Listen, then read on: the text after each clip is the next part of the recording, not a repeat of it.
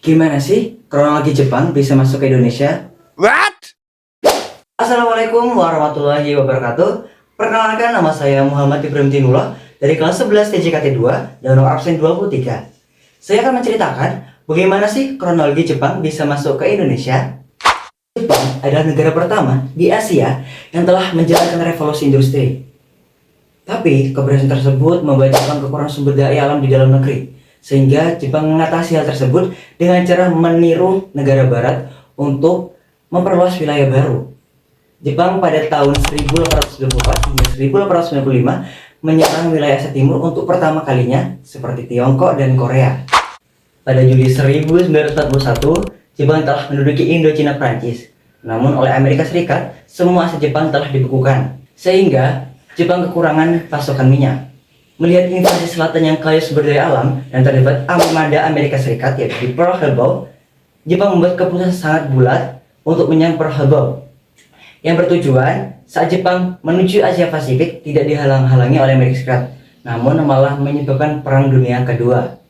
Lalu Jepang masuk ke Indonesia pada tanggal 11 Februari 1942 dengan mendarat di Tarakan, Kalimantan Timur. Mengapa di Tarakan? Karena pada saat itu di Tarakan pasokan minyak sangat berlimpah dan tempat yang strategis. Lalu pada 5 Maret 1942, Jepang telah menguasai Batavia sehingga membuat Belanda menyerah tanpa syarat. Disebut dengan Perjanjian Linggajati di Subang, Jawa Barat. Setelah resmi pada tanggal 8 Maret 1942 resmi menduduki Indonesia, Jepang melakukan 3 aksi propaganda. Yang pertama yaitu Jepang sebagai pemimpin Asia, Jepang sebagai cahaya Asia, dan Jepang sebagai pelindung Asia. Setelah hampir 3 tahun Jepang menjadi Indonesia, Jepang terdesak oleh sekutu.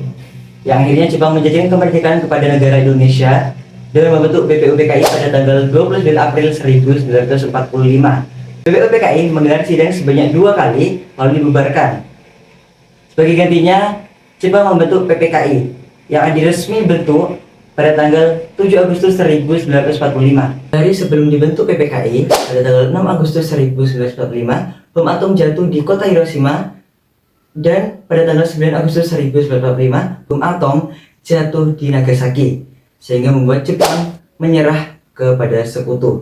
Berita kekalahan tersebut disembunyikan oleh Jepang, namun diam-diam Sultan Syahrir mengetahuinya, sehingga membuat golongan muda terdesak kepada Soekarno-Hatta untuk segera memproklamasikan kemerdekaan Indonesia. Akhirnya pada 17 Agustus 1945 pada 10 pagi bertempat di Jalan Pegangsaan nomor 56 Jakarta Pusat, Soekarno-Hatta memproklamasikan kemerdekaan Indonesia.